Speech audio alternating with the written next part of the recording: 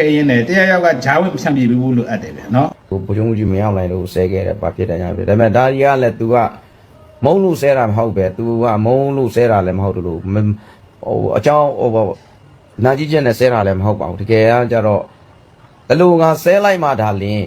ဒီဗီဒီယိုဖိုင်ကကာကွယ်ရေးဝင်ကြီးချုပ်စီကိုရောက်မယ်နော်ကျွန်တော်တို့ဝင်ကြီးစီကိုရောက်မယ်ဒါမဟုတ်ဒီတက်မတော်ဓာတ်တွေရဲ့အကြီးပိုင်းဒီအစိုးရရဲ့အကြီးပိုင်းတွေကိုရောက်မယ်ဘာဖြစ်လို့တူဆဲရလဲဆိုတော့ဒါကျွန်တော် logic တကြတကယ်ဒါဟိုတင်းပေါ့စဉ်းစားကြည့်တဲ့ချိန်ကျတော့ပါးစပ်နဲ့ပြောနေရင်တော့ဘယ်သူမှကြည့်မှာမဟုတ်ဘူးကျွန်တော်ဆဲမယ်ဆိုရင်ကျွန်တော်တို့ဟာဒီကောင်ကဘာပြောင်းငါ့ကိုဆဲနေတာလဲဘာလို့ဒီကောင်ကဆိုတော့အဲ့ဆိုရင်တော့ဒီအစိုးရရန်တရားကြီးဒီကောင်ကိုမောင်ဆိုးဖမ်းဖို့အတွက်တော့စဉ်းကြမှာပဲဒ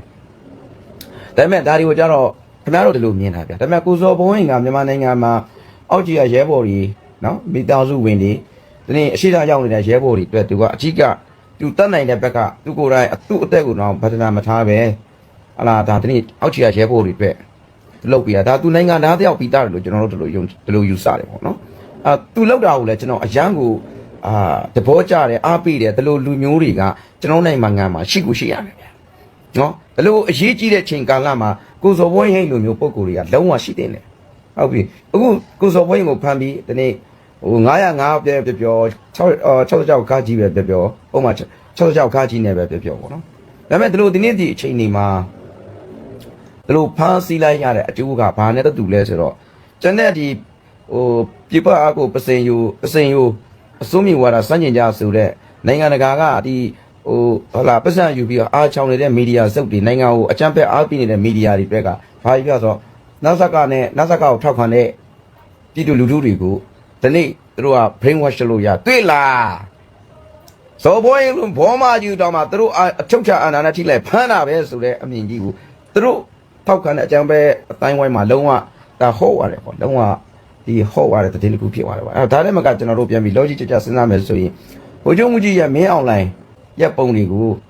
ုတိုင်းတစ်ပါးမှာရောက်နေတဲ့ကျွန်တော်မြန်မာနိုင်ငံသားတွေကတိုင်းတစ်ပါးဆိုတာဒီထိုင်းတို့မလေးရှားတို့စင်ကာပူတို့ပေါ့စသဖြင့်ဘိုးချုပ်မှုကြီးမင်းအွန်လိုင်းပုံကိုဟုတ်လားကျမ်းမြန်မာထားပြီးတော့နေမှဟုတ်လားနင်းသွားနင်းလာလောက်တဲ့အိမ်နာမှာထားတယ်ဒါပေမဲ့အဲ့ဒီလူတွေအားလုံးကမြန်မာ passport ကင်ထားတာဖြစ်တယ်โอเ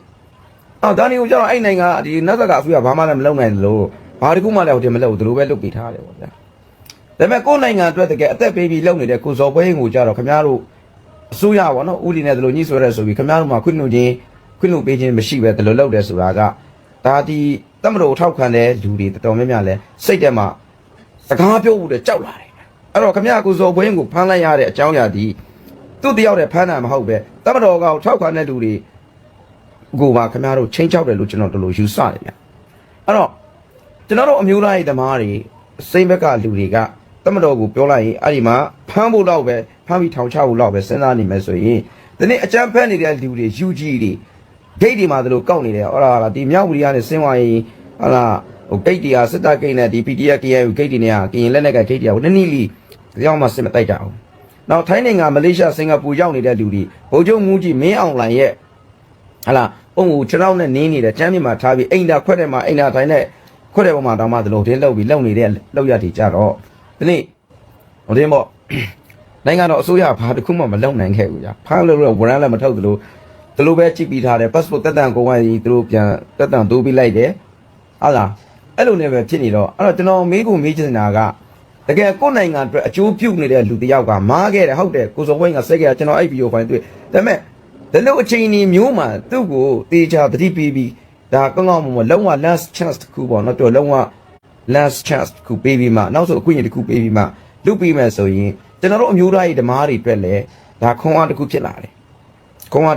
ာတယ်ပြီးတော့ဒီလိုဆက်လုပ်မဲ့လူတွေကလည်းနောက်ထပ်ပေါ်လာမယ်